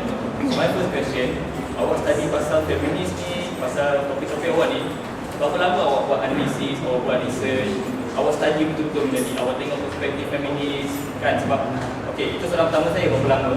Kedua, awak cakap tadi kita orang nak sampaikan message. So lepas tu kita orang tak masukkan konfrontasi one-on-one macam ini pendapat feminis, ini pendapat kami, kenapa pendapat kami lebih bagus. Awak memang cuma letak pendapat awak je, saya baca tadi. Pendapat awak saja banyak. Feminis tu awak mungkin bagi dua ayat. So bagi saya sebenarnya fahaman tu dia boleh datang kita nampak perbezaan. So kenapa bagi awak bila awak nak bagi kontras tu tidak penting untuk menyampaikan maklumat. So apa dia soalan? Satu, berapa lama research? Kenapa tidak penting kita tunjuk konfrontasi perbezaan idea tu? Kenapa tak penting? Terima kasih. Okay, saya boleh tak saya kumpulkan soalan, lepas tu saya buka terus. Okey, saudari yang pertama ni, lepas tu saudara Nazim dan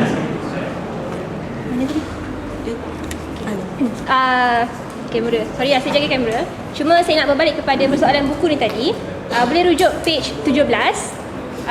Dekat perangan atas ni, saudari Haja, aku tak silap, saya tak ingat siapa yang tulis pertama, ada katakan tentang kisahnya baru bercakap pasal tudung, belum cakap pasal tutup aurat lagi dengan sempurna, tak tahu nak nisbahkan berapa. Terlalu sakit mata memandang lengan terbuka, ibu jari kaki ternganga. Yang ni saya nak tanya, bukankah dalam pendapat mazhab berbeza-beza pandangan tentang aurat, sedangkan dalam ni seolah-olah kata mesti berpakaian lengkap. Okey, saya yang berpakaian macam ni, saya agak terkejut bila mana keluarnya hujah sebegini. Sedangkan dalam mazhab sini pun ada pelbagai pandangan, contohnya macam Hanafi, lengan sampai siku tak aurat, kaki tak aurat. So saya agak confused. Okey, itu soalan yang pertama. Soalan yang kedua, muka surat terakhir. Saya rasa ada yang tanya tentang soalan ni tadi, cuma saya keliru lah. Saya tak tahu lah saya yang keliru ataupun ada juga sahabat-sahabat yang keliru. Perenggan yang kedua, begitu juga dalam hal politik, jika terlalu ramai jiwa wanita meneliti pentas politik, semakin banyak hal-hal yang suka dijangka, akan tetapi jika sekarang kita runsing dengan lelaki yang memerintah pun kita rasa runsing. So saya confused. Maksudnya penulis nak kata kalau lelaki memerintah pun kita dah rasa runsing, wanita memerintah apatah lagi. Jadi seolah-olah menidakkan bahawa lelaki pun tak patut perintah. Jadi siapa sebenarnya yang patut memerintah? Lelaki ke, perempuan ke, ataupun transgender ke? Saya confused. Okey, itu saja. Terima kasih.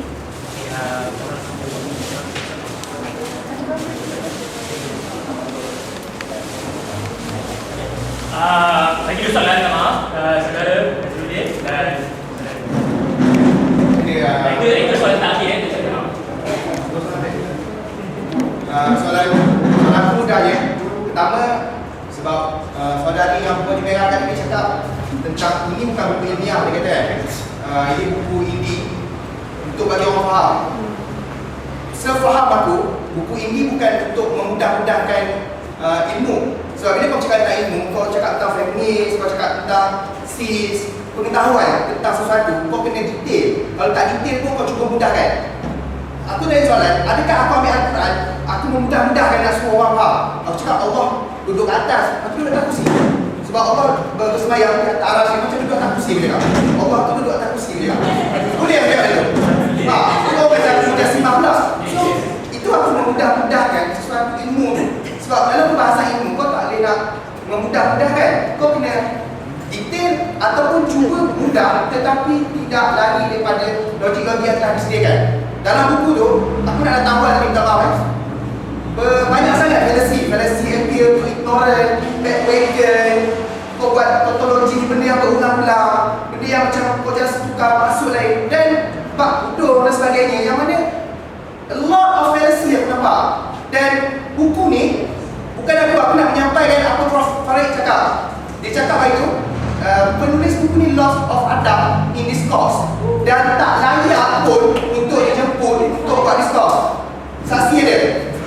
Tak saksi. Aku tak reka. Ini Prof Farid cakap. Dan aku boleh kata macam kalau Prof Farid dia cakap macam tu, so korang boleh nilai sendiri macam mana korang berhadapan dengan ilmu. Dan bila kau cakap tentang ilmu, Islam sangat mementingkan ilmu. Jadi bagaimana seorang Islam yang memudah-mudahkan ilmu? Okey, itu soalan pertama. Adakah korang boleh memudah-mudahkan ilmu? Aku terharap pada soalan tu. Kedua, mudah je. Bagi akhir, hajar aktif. Betul tak? Bagi akhir ada satu kata perempuan memerlukan lelaki sebagai entiti kerana wanita tidak rasional. Jadi aku merasakan korang tak rasional dan aku dah hati untuk merasionalkan korang. Wow. Okay, nama kelas dan sampai itu panelis boleh buat. I'm not gonna sound as angry as anyone else. So, okay, I have a few comments to make. First of all, you said you're not generalizing all feminists in this book. But literally the only people who won't know that you're not generalizing feminists are the people who came to this law. That's one. And now you dah masuk pasal, melanggar syariat and stuff like that. So basically we're talking about Islamic feminism. Let me tell you something about Islamic feminism. Basically, Muslim feminists have long believed that Islam has given women rights, yang Islam memang memartabatkan wanita. They believe all these, they think that Islam is perfect, it's a beautiful religion that has been misused by men. So from there we go to the topic of interpretations. I'm from Sisters in Islam, okay? Sisters in Islam, we do not make our own interpretations. We get interpretations from Ustaz, Kiai, scholars, Sheikh, overseas, whether it's in the country or wherever. And we have done workshops and talks to bring in these people, to teach people about why we have our own stance. Itu satu. And in the book, everywhere in the book, I see you say, oh, bacalah sendiri, Google lah sendiri, benda semua dah jelas. It's written everywhere. That is a very lazy way to protect yourself, because you have absolutely no theological argument to protect your stance, unlike Sisters in Islam. I'm from Sisters in Islam, so obviously I'm going to defend them. So, if you're going to go against our stance, for example, give us at least give us an interpretation where it's from. Give us, basically how we do it, like with journals and stuff. But this is basically just a book where you are complaining about things that you don't agree with. And so, if it's true lah, yang benda semua dah jelas, and things like that, why is it that up until today, issues like hudud, LGBT, why is it still being debated in the Muslim world kalau memang betul jelas? But my question to the panel is that you have so much to say in that book about all these NGOs that are talking about that, macam pasal talking about feminism, this is wrong, that is wrong. You have so many things to say about these NGOs that have long been trying to get rid of and trying to minimalize discrimination against people who are oppressed. How does your book in any way help the people who are silenced? Okay, dan saya harap itu soalan yang terakhir, saya tak mahu tak boleh buka dah, dan panelis boleh jawab dan seterusnya terus menutuplah. Berikan daripada siapa dulu? Okay, mereka menggunakan sedikit mic. Soalan ini, how long kita buat research kan? Bagi saya cakap, kenapa kita tulis buku ni dalam bentuk macam ni? one way, robot. Dah jadi satu kebiasaan bagi kami dulu untuk tulis benda di dalam bahasa yang sangat tinggi. Boleh Google tulisan kami dekat Ismaweb ataupun pembina website. 5 tahun kami cuba untuk fahamkan masyarakat tentang feminisme.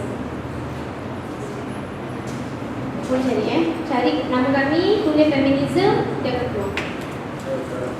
Tapi apa yang jadi kat kami?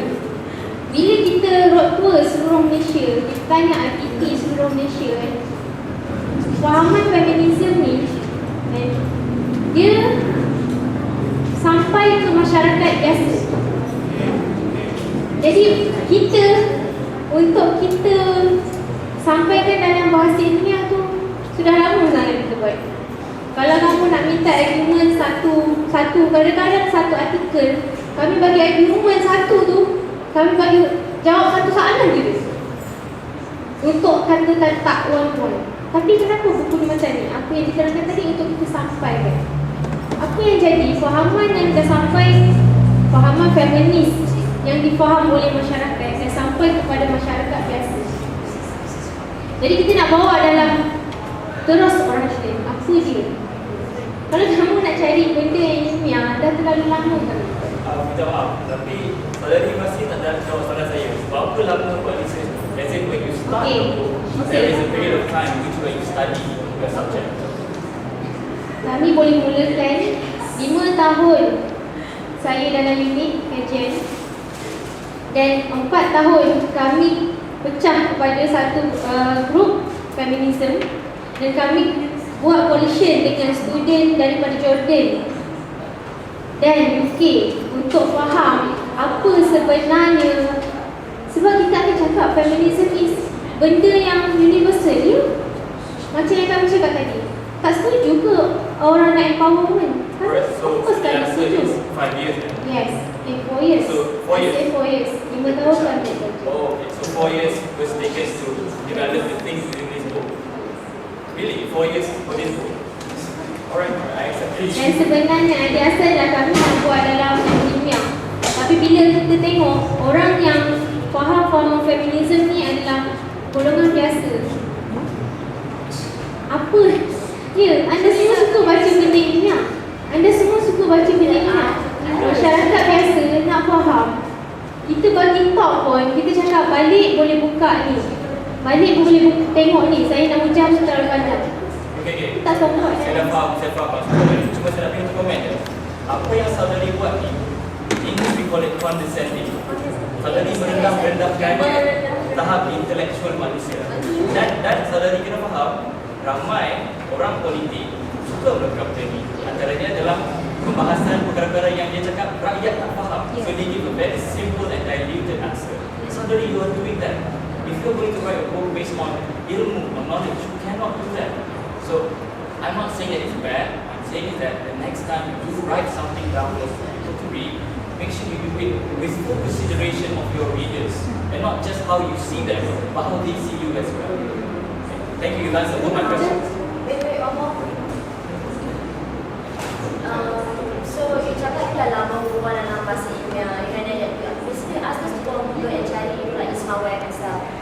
Is Ismaweb that same website that wrote a baseless personal attack to Marina Mahathir to me?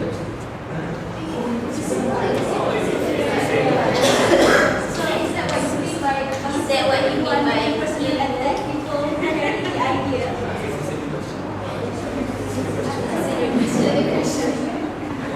I think you should move on to questions. Silakan.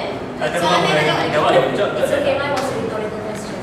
Okey, saya nak jawab soalan saudari Azawani. Zawani. Okey. Berkenaan dengan apa yang saya cakap tentang ibu jari tengah tu, saya tak mengatakan yang saya faham. Saya mengakui tentang khilaf ataupun percakapan pendapat antara ulama tentang menutup kaki. Tapi apa yang ingin saya sampaikan adalah kepada kita adalah negara yang mengamalkan mazhab Syafi'i. Dan mazhab Syafi'i menekankan kaki perlu ditutup. Dan untuk kita nak buka ke nak macam solat tak payah pakai stokin ke apa ke, pakai stokin ke. So dia memerlukan satu pemahaman, dan dia memerlukan satu pemahaman supaya dia boleh berijtihad, dan dia menggunakan mazhab ni, bukan mazhab Syafi'i. So perkara ni terlalu kompleks lah saya rasa. Jadinya saya meletakkan perkataan tu supaya ia lebih general kepada orang yang memahami mazhab Syafi'i sendiri. Okey, dan yang kedua, kenapa saya cakap tentang kalau dah pemimpin lelaki Muslim, pemimpin perempuan apatah lagi. Okey, sebab itulah bila Islam meletakkan syarat-syarat sebagai pemimpin tertinggi itu adalah lelaki balik, berakal, itu adalah dan berkebolehan. Di situlah peranan kita untuk memilih lelaki yang berwibawa. Maksudnya lelaki yang boleh yang faham Islam, yang paling penting sekali, yang faham Islam dan boleh mengamalkan Islam dalam kehidupan dia, dan boleh membawa Islam ke seluruh khususnya negara kita. Okey, itu je saya nak. Sebab boleh nyatakan ulama mana yang membahaskan tentang pemimpin tu mesti lelaki di awalnya. Boleh nyatakan? Tak, kita tak apa, kita minta rujukan dia dekat mana? Daripada Taqiyuddin An-Nabhani, boleh kasi cari ya?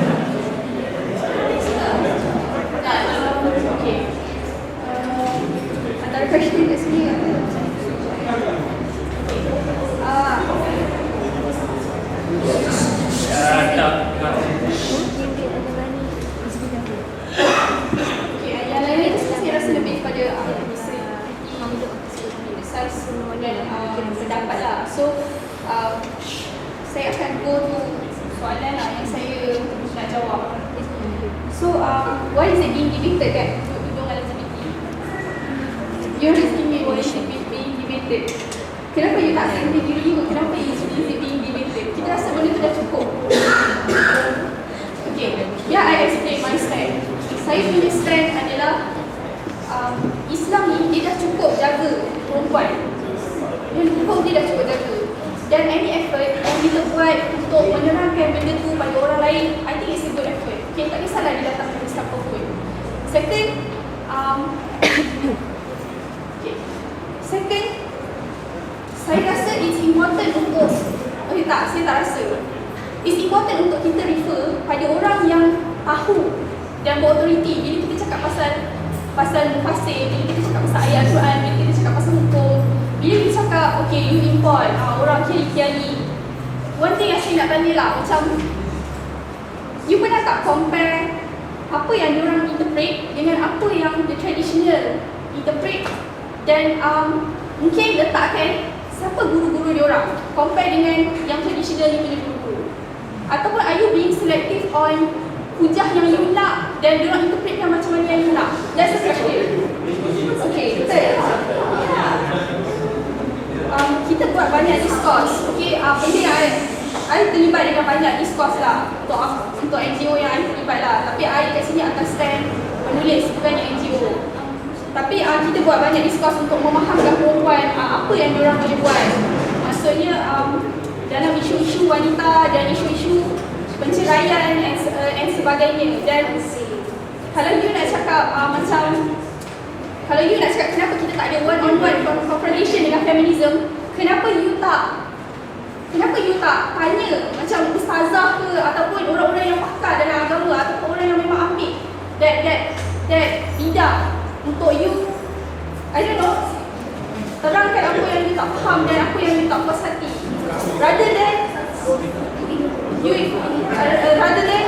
you cakap benda-benda macam ni lah. Maksudnya Macam rather than you say that diorang ni tak adil, diorang ni patriarchy.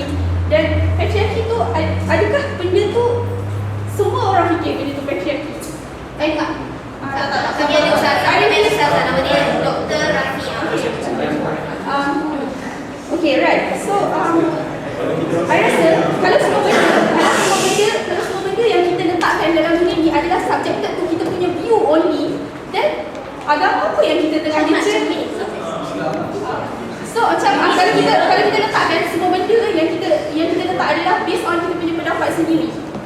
Maksudnya okay, ni patriarchy, ni tak patriarchy, kita being selective, then logically you sendiri tak bias. Are you not being selective right now? Yes. You're not. You are saying that we are selective. You're saying we are Saya selective. minta kita jauh ya. Itu saya punya stand, and itu apa yang saya fikir, dan itu saya punya stand. You are subjected to you punya own stand.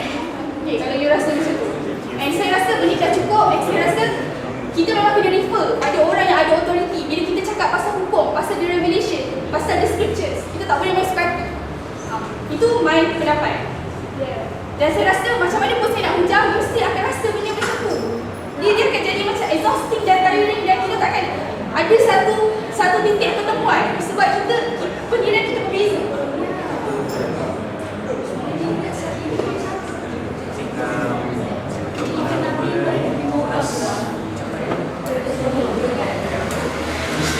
Okey, saya rasa setakat ini sahaja program untuk hari ini. Saya sangat-sangat berterima kasih kepada hadirin, dan saya rasa ini saya rasa kita pun turut memberikan satu penghargaan kepada mereka, pujian kepada mereka kerana berani kepada depan.